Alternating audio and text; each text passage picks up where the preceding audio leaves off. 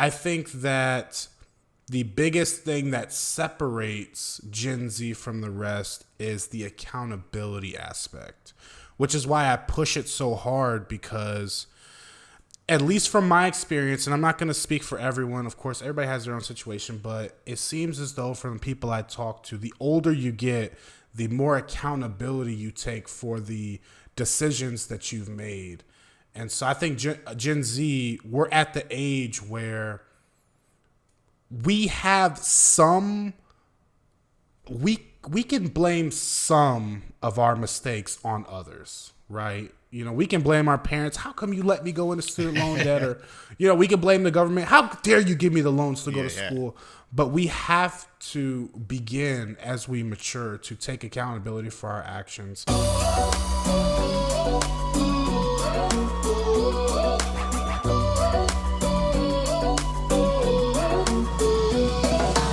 Hello and welcome to the Neighborhood Money Podcast. I'm Cavan, that's Drew, and we are here to talk all about money and helping you build a life you deserve. Hey, if you guys are new here in the neighborhood, first of all, welcome. We've got an awesome show today.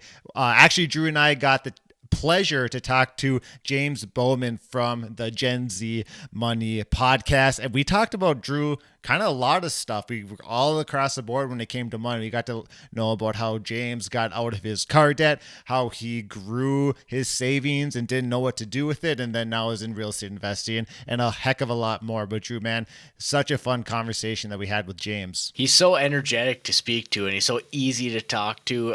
When you end up going into this rest of this podcast and you hear him talk, you'll know exactly what we're talking about. And just him talking and everything from where his first spark in personal finance came all the way to controversial stuff with student loans. Oh, yeah, that's right. But really, all in all, it was an awesome podcast. I'm so glad that he ended up reaching out to us and we were able to get him on, and he's able to be flexible and work with our schedule. It's much appreciated, and we're just happy again to have him on. All right, before we dive into that conversation, we do ask you, if you guys get any value out of this podcast, you can help support it in a couple of ways. First, consider dropping a 5-star review out on Apple Podcasts and leave us a little note out there in a review. That helps us a ton to help spread this podcast and the value that we're hopefully bringing to you guys. And if you guys are watching us over on YouTube, click that subscribe button. That definitely helps us out. Like the video, because that pushes this podcast out to more and more people. And drop us a comment. Any questions you have, or just drop and say hi. We respond to every single comment, and we love to talk to you all. But with that, Drew, let's dive into the conversation with James. Joining us this week in the neighborhood is James Bowman, the host of Gen-z Mon-e and also an Army veteran. James, so excited to have you join the podcast here today. Really looking forward to the conversation, specifically because Drew and I are both millennials. So it's going to be really awesome to have someone that's a Gen Zer to give us, the insight into that generation and how you guys kind of think about money. And we'll kind of see if it's going to be the same or different than how we as millennials do. But yeah, man, super fired up. How's it going today? Cavan, Drew, man, I am so excited to be on with you guys. I really appreciate you guys having me on. This is an honor. Yeah, we're excited when you end up reaching out on Instagram. I was so excited after I started looking at your Instagram page. It was like personal finance, Gen Z. I'm like, this guy will be perfect fit for being able to talk and then really go between not only just budgeting and other personal finance things, but actually going across generations from millennials to Gen Z, and just a different way we think. And I think that will be awesome to go through. And most likely, maybe we think exactly the same. Given the fact that we're all super money nerds, I'm going to guess we're pretty much in alignment. But yeah, hey, James, let's dive in. So tell us a little bit about how you got into personal finance, or maybe even what was that aha moment? I know when you talk to so many different people that are in this space or that are interested into personal finance, there's usually that one moment in time, or maybe it's a series of events that's like, dang, I need to like get my crap together. I, don't really know what I'm doing with money.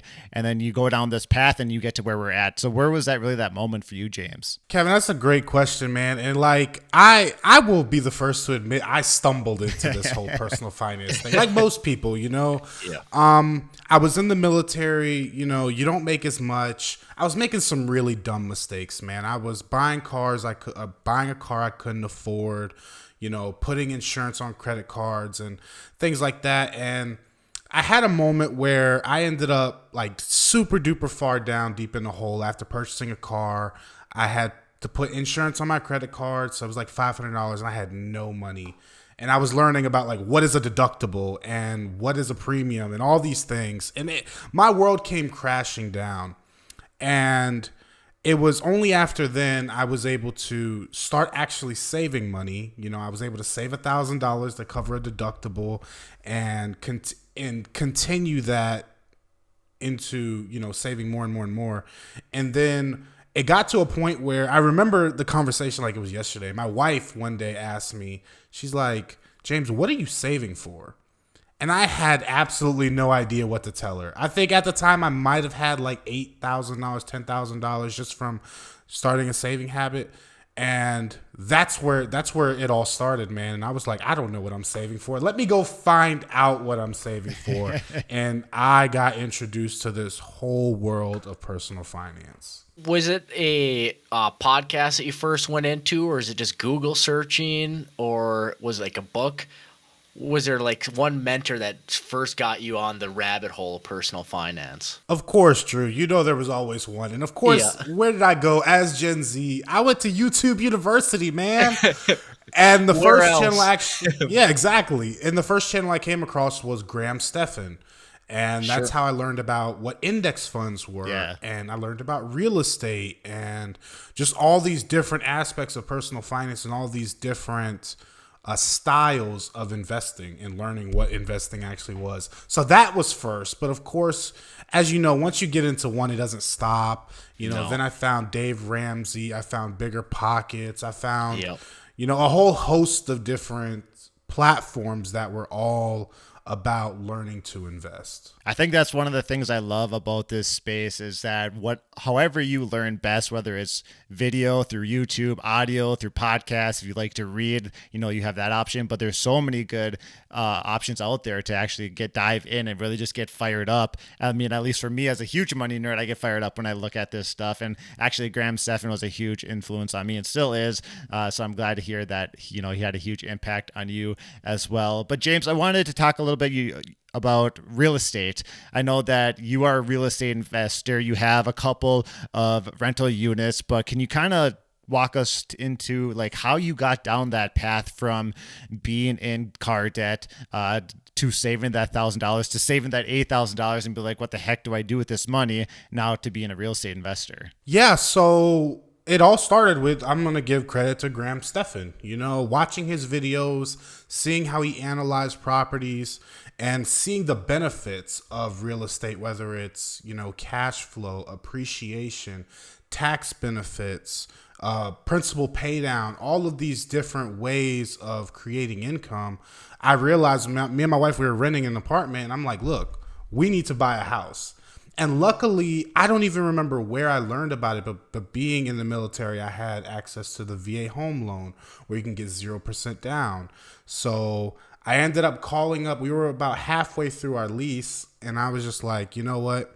I called up my property manager. I said, let's spark a deal.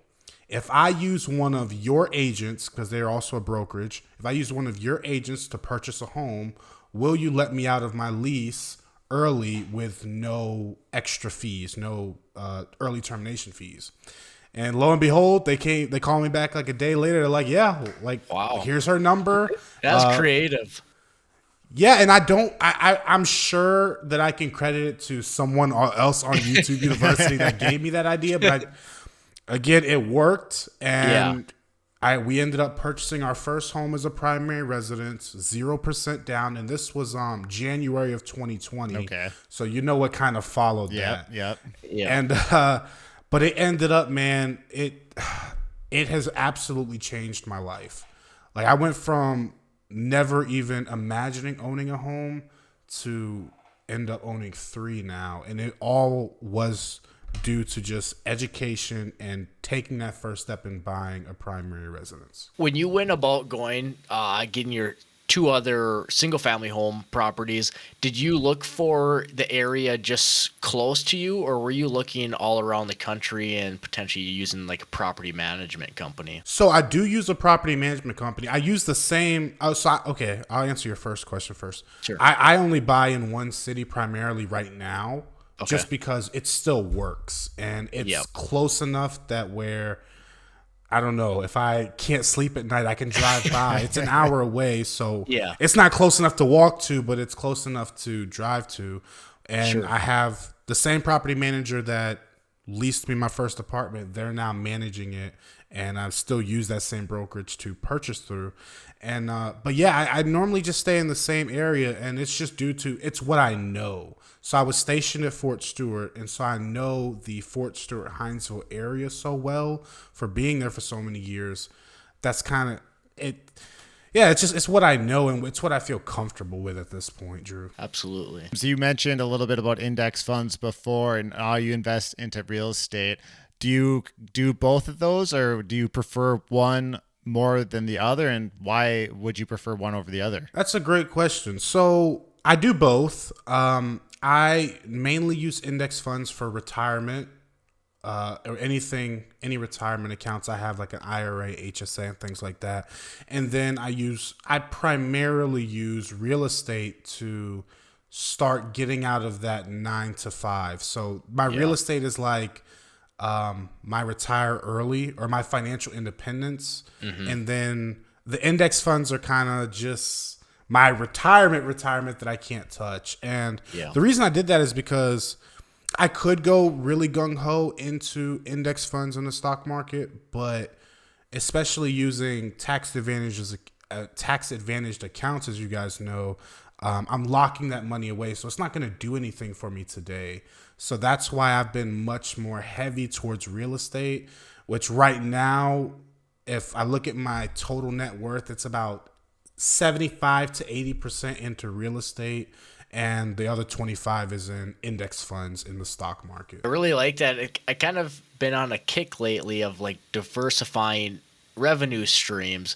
Like before it was whatever you're mainly doing, and then maybe you invest for retirement. And the fact of, being able to invest for retirement, have your financial independence maybe through real estate, and then if you have like a 9 to 5 or you find some other random online content to be able to get income through, it's a way for me, I felt in retirement you'd be able to have not only worrying how the stock market's doing when you're taking out money, but then you have other streams of, say, your rental units and other items like that. So I think it's just awesome to be able to actually diversify your income stream so early on. Yeah, I think it's super important because there's a lot of people who are all stock market, and then of course there's people who are all real estate, and there's people all crypto or all business, and that's fine for them. But I am lazy, and I am not very risk adverse, and so my index funds and stuff, that's kind of on autopilot. It just comes out as it wants to, and then the rest gets saved up for real estate down the road. And so I think that it's okay for people to pick a niche and be an expert in that and go all in. It's just not the path I chose, but it's also because I'm a lazy investor, man. What can I say? Oh, it's so funny that you say you're lazy and that you're risk averse, because when I think about real estate, I look at that as like there's a major hurdle to get into that type of investing. It's easy to go to the stock market and buy an index fund, but to go out and buy a property, that's a new level. So how did you kind of get over that hurdle of, this is a big sum of money I'm putting down, and it's new, and it's not as easy as just logging into your brokerage account and buying an index fund. How'd you get over that? Yeah, I guess I kind of relate that up to, I didn't necessarily have to get over the hurdle, and I'll explain a little bit. So when I purchased my first property as a primary resident, I literally, at the closing table, I got a check. I got money back because the seller paid all the closing costs and I had a $0 down payment.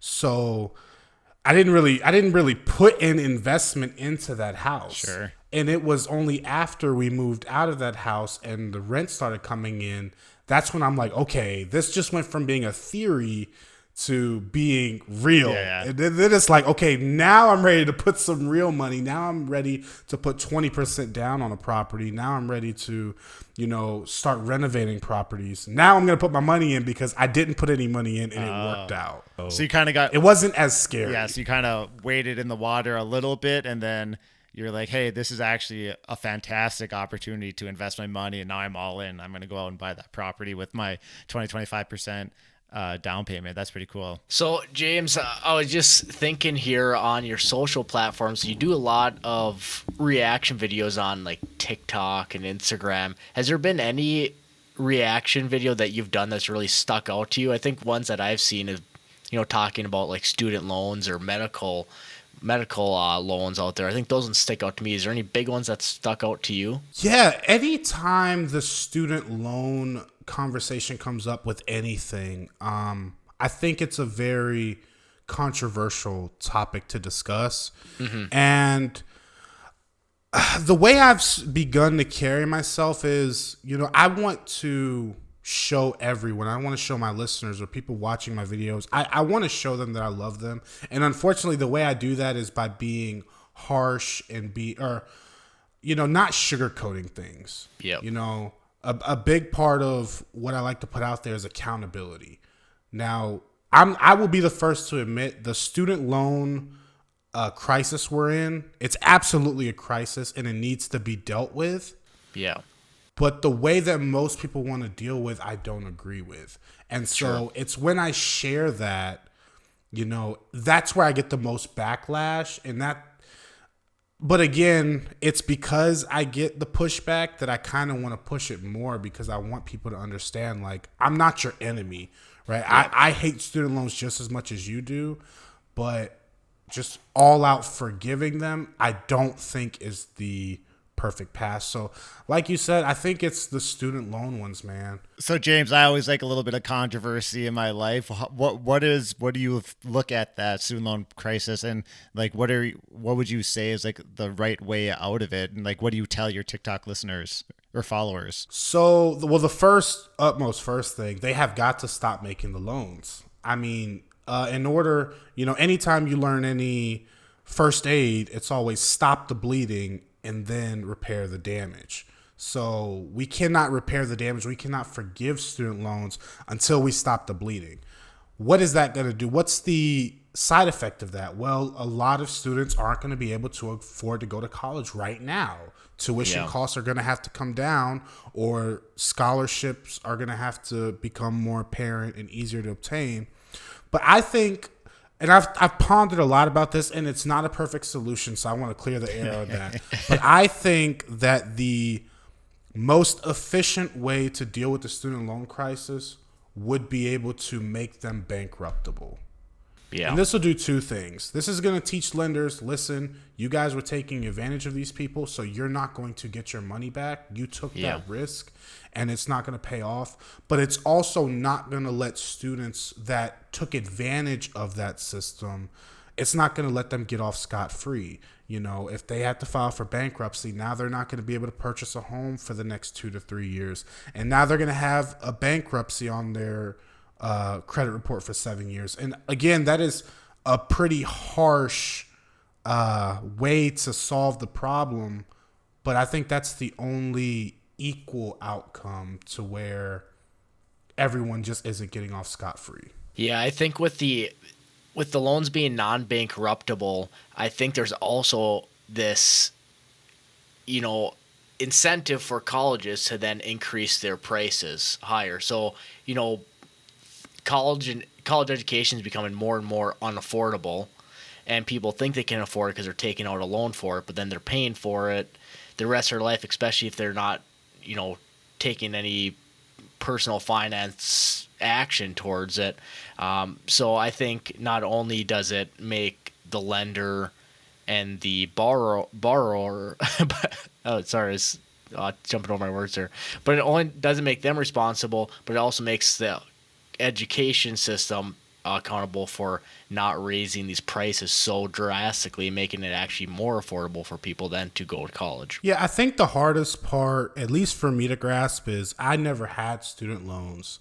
And so, but I cannot fathom the idea of having hundreds of thousands of dollars of loans and I just cannot grasp having no hope to ever pay them off.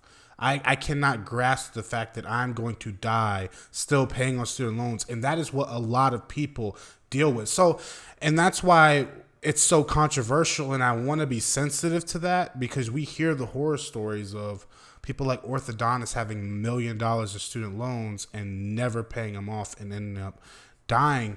And I just think that the only two ways that they're forgivable right now is death or disability. And I think those are two very steep ways to deal with debt, so. Especially given to kids that are, 17, 18, 19 years old, right? And they're signing, some people are signing their life away with the amount of debt that they take out. James, I really liked your analogy about, the first aid approach, but I always kind of think of the student loans as like you've got a boat with a hole in it and it's filling with water and you just keep using a cup to get it out, right? So you get a little bit out, a little bit in, and it never gets better. So the fact that, just forgiving the loans themselves is probably not the solution. It's going to help a lot of people, but you're going to be right back to where we are in the next 5, 10, whatever years if you keep facilitating the loans the way that they are today. But James, let's move over to Gen Z, because I think this is what I'm super excited about for this conversation. You've got the Gen-z Mon-e podcast,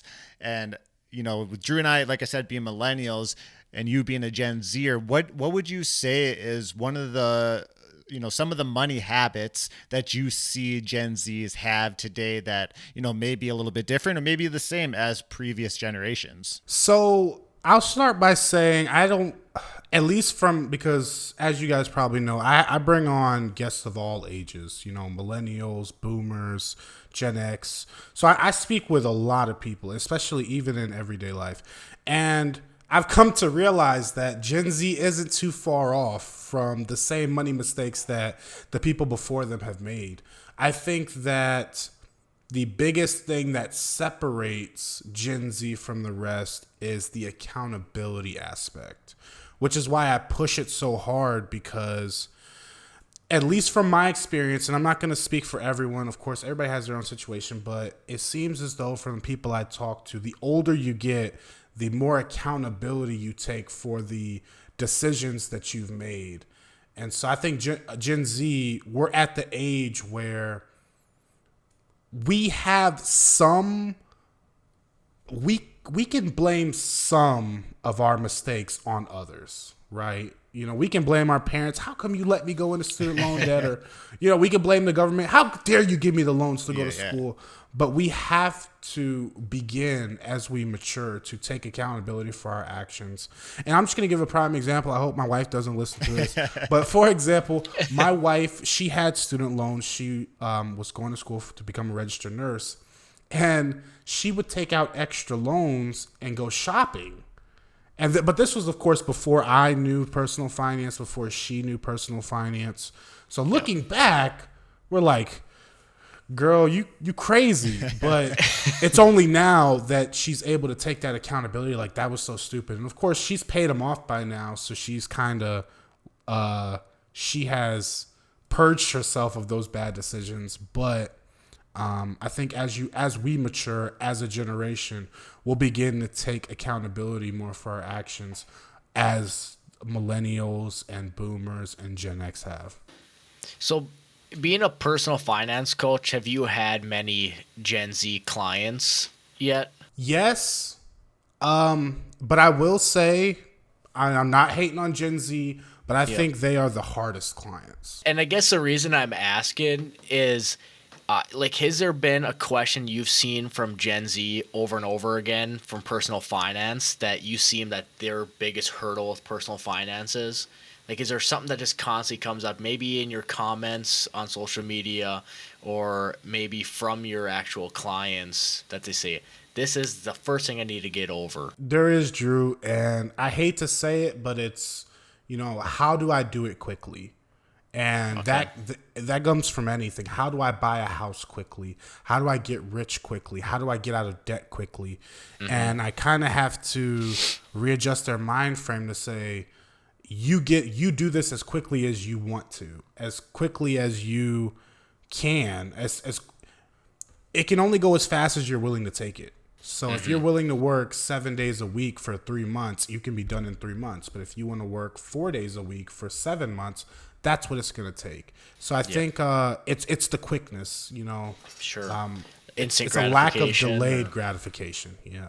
I think you hit that spot on. I'm on TikTok as well, and a lot of the comments I'll get is, I'm going to be a millionaire in 5 years, be retired by 25, and it's, there's not a lot of examples out there of people that make that amount of money that fastly over across a wider amount of people, right? And so I think you hit it on the head. It's like, and it comes with, growing and maturing, like you were talking about, is like when you're younger, you think you can hit it big quick, but you realize like, no, actually true wealth is built over time, and the amount of wealth is dependent on what you do with that time, whether it's build a business, go into real estate like yourself, or, just hit it really hard with your savings rate and invest in index funds or whatever you want to invest in, and, set up your retirement for that. But I really like the accountability aspect, James, that you brought up, because whenever I think about, being younger and learning the hard lessons of accountability, everyone needs to make those dumb money mistakes. Those are the mistakes that truly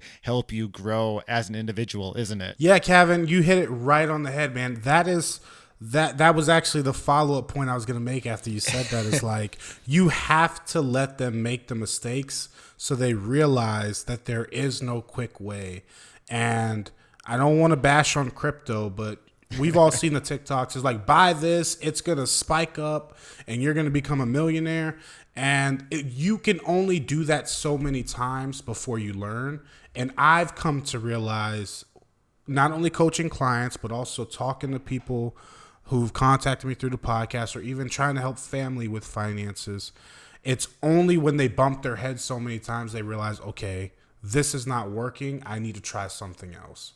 And so you have to let them. You have to let them keep bumping their head until they're ready to make the change, and then you got them. Like, I've got one listener, man, and I wish I could share a story. I want him to come on as a guest and tell his story, but over the past 3 months, I mean, he has just completely hit a 180, and he is doing phenomenal. He's paid off like $7,000 in debt. Wow. He paid off his car. I mean, he's just doing phenomenal. So they will come around. That's what I always tell people. They will come around. As like a millennial, I think I see us moving a lot more towards technological products, whether it be crypto or whether it be budgeting apps that can just do everything for you. Do you find the Gen Z coming up as not wanting to put as much effort into money because it's so digital? It's like just swiping a card compared to, maybe if you had cash, or maybe if it's something where you were constantly looking at a bank account or a bank statement, that now it's just so easy and streamlined that they just kind of accidentally just push things off without even realizing it. Yeah, I actually do. And the prime example of this, I'm not sure if you guys are aware, but ViStar Credit Union, I'm not sure, it might just be in Florida, but they had a mobile app, and a very, very wide variety of people use it. And their mobile app went down for like 6 days, and people were absolutely panicking, going crazy, having no idea how much money they had in their account. And, you try and tell them, like, listen, you know how much you had when it went down. Let's look at what you're spending, and you can have a ballpark of how much money you have left. Yeah. But as soon as technology fails us, it's kind of like we're back at the Stone Age with, a club, and we have to go kill something and drag it home and cook it. So I think, I don't want to say that we're becoming too reliant on technology, but I think that if you do not learn how to adapt without it, it can end up hurting you. Yeah, I think one of the things I always think about is with all these subscription-based models, they're either monthly or yearly, and most people have them on auto payments. And I think a lot of people that don't track their finances don't end up realizing that there's a subscription that they don't use anymore that's still getting put through their account, or it's an internet service that goes up $20 a year, or it's they have 5 streaming services that each go up by $5 a month, and then they're thinking, where's this extra $100-$200 going? And it's from the auto billing and the price increases that they had no idea about. I think that's tragic, and unfortunately, it's way too common than it should be. Yeah. You know, I think auto pay is a good thing. I think all of everything I have is on auto pay. Same. But I know everything that's on auto pay. So all right, James. So the last thing we really want to dive into is your podcast. So your podcast, the Gen-z Mon-e podcast, is you kind of cover a wide variety of topics. And what I really like about the podcast is that you focus on people that are getting into personal finance, whether it's that 22-year-old fresh graduate that's really trying to learn about money.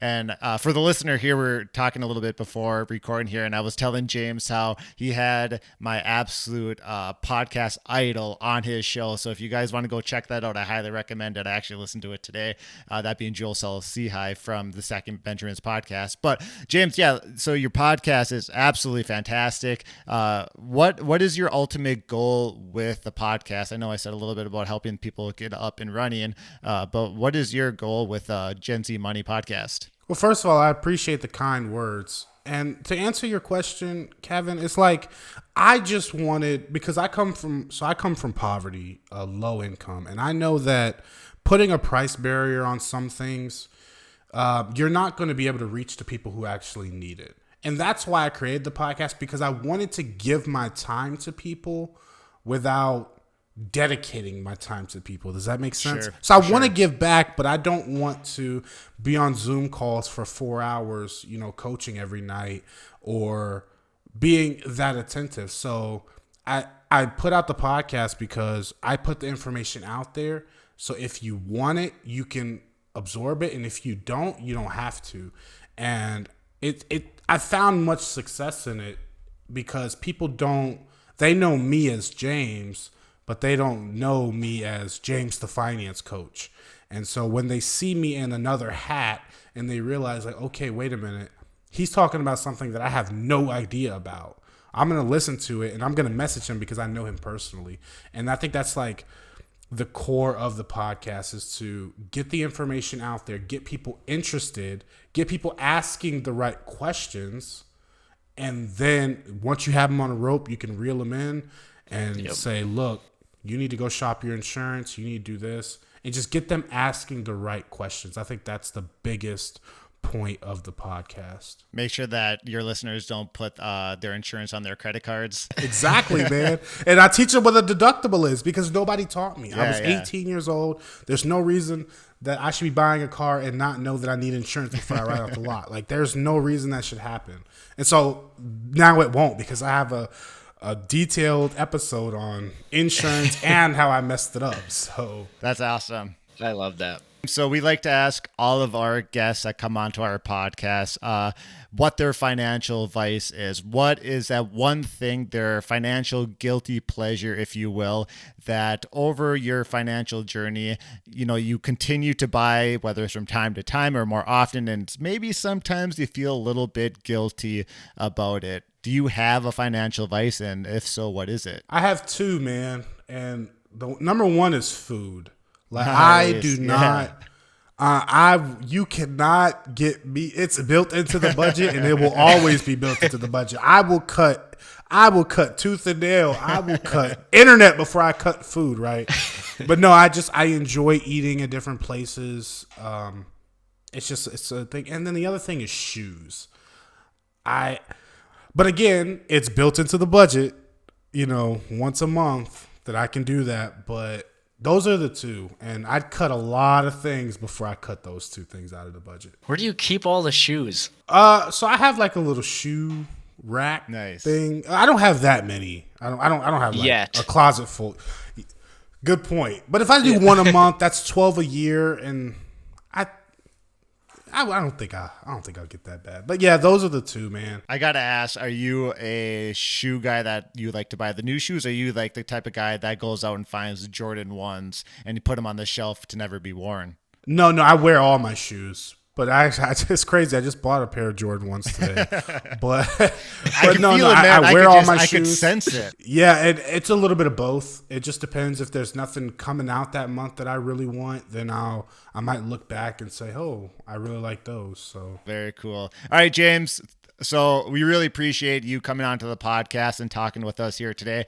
This has been a whole lot of fun, but I do have one final question for you. So each and every week, Drew and I share what's going on in our neighborhood with our listeners, just as a way for them to get to know us a little bit better. So, with that, what's going on over in your neighborhood? And as well as, where can people go out and find all of the great work that you're doing on the internet? I appreciate that, man. So I actually I just hit the market to purchase my 4th rental. So nice. I've gotten a bunch of mortgage applications out there. They've gotten approved. So we're searching. So hopefully within the next 30 days, we can find something that works as a rental property, get it under contract, and get it closed, man. That's awesome. Exciting stuff. And as for where can people find out more about me, so I have a fresh website that I just got built, www.genzmonee.com. That's money with no E. And you can find me on all social medias at Gen-z Mon-e.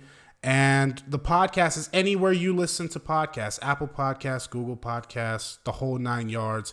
And that is at Gen-z Mon-e. And we'll make sure to put all of your socials out on when we release this episode so that our listeners can go check out you out on all the Instagram, TikToks, as well as check out your podcast. I have to say, on the website, speaking of it being fresh, I love on your Z how it has like the dollar signs. I thought that was just like creative, simple. I just loved that part of it. I tell you what, I'm not that creative. The person who designed it for me actually came up with the emblem. So I give credit to her, man.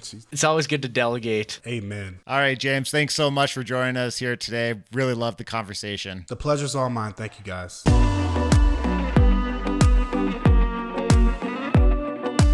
Just so many good things that came out of that conversation with James that we really touched so many different areas, whether it was getting started, whether it was getting started into real estate or being accountable, just so many different topics. But what would you say, based on that conversation with James, would be your key takeaway? My key takeaway from this podcast is when he's talking to his Gen Z demographic and talking about some things he hears over and over again is just, how can I pay my debt off yesterday? How can I be a millionaire and retire tomorrow?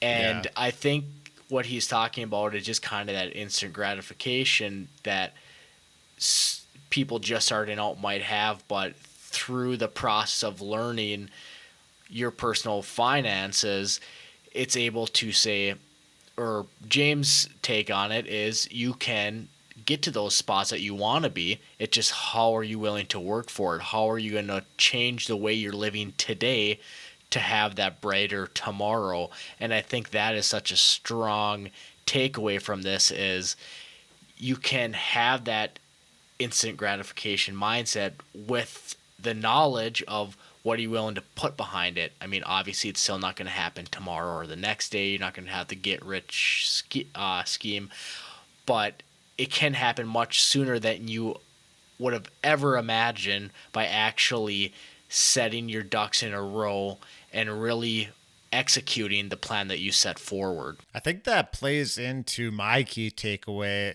in a sense, and that's accountability. James talked about you needing to be accountable for the decisions that you've made in the past. And he talked about a couple of things, in reference to that. But the thing I like the most, and, we joked a little bit about how it's controversial, and it is to a sense in the political realm. But when he brought up student loans and the fact that, he doesn't look at student loans as, wide scale forgiveness being a good thing. And I kind of agree with him to an extent. And that's the fact, because you need to be accountable for those decisions that you make in the past.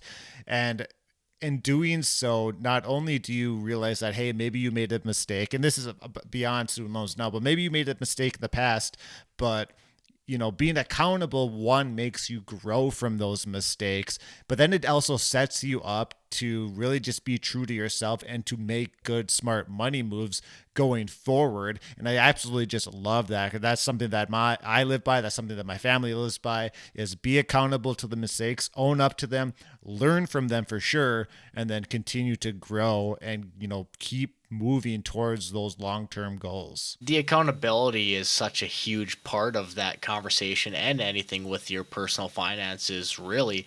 If you're not taking that accountability and you're just trying to play the blame game, you're never really moving yourself forward. You're just stuck in the mud. You're just sinking in the quicksand. But being able to really take the accountability is for you to be able to move forward, and that's what you have to do, is just every day take that next step to have your next learning experience, to have your next potential mistake or failure that's not actually a bad thing. It's a learning experience, and it's an opportunity for you to continue to grow and actually set yourself up for more success than you would have had by not taking that first step.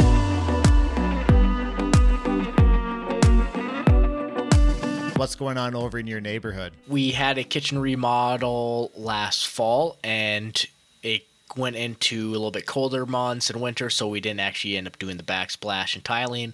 And my wife's dad was able to make it up here, and we're so thankful that he was able to make it up here and help us with the tile. And by help, I mean he was the one that did it. And but I was able to. You handed him a beer when he was done. That was your contribution. Pretty much. But I was able to sit back and learn a lot. And he was actually able to, allow me to go hands-on, so you get the feel of things. And by no means am I a good tile layer or an expert, but I've had my first trial with it, and it's just really cool and actually kind of satisfying. Cool. Sometimes in personal finance, you have to set something up and you don't see the reward for it until years down the road. And something like this, it's a little bit of hard work and elbow grease, and you can see it start to finish within a couple of days, and that gratification feels nice. I gotta say, I don't know how you tied that to personal finance, but I will give you a golf clap for that. That was nicely put. Round of applause. Yeah, exactly. For you guys that are listening to the podcast, he just looked like an idiot as he did that. But so if you want to check that out, go on YouTube. Yeah, I did feel not great doing that. Anyways, anything over in your neighborhood? Man, I just got to tell you, my brother's bachelor party was this last weekend, so I'm just kind of relaxing, so to say. I'm recovering. I'm getting my sleep back. I'm trying to rejuvenate the body. And that's about all that's going on right now in the neighborhood on my end. Hey, you have to have those times where you sit back and you relax and put little cucumbers on your eyes, because I have to say, if you put in a good bachelor party shift, it's at least a week recovery. Well, with that, I'm going to just sit back, relax, and I'm going to let you take the rest of this episode. Well, that wraps up another week of the Neighborhood Money podcast. We want to thank James again for coming on. We had such a great podcast. Went by much faster than the length actually shows. So sorry for it being a little bit lengthy, but it was actually so engaging that it really felt like it was only a 10-minute episode. So if you've made it this far, we want to thank you, neighbors, again for listening, and we will see you guys next week in the neighborhood.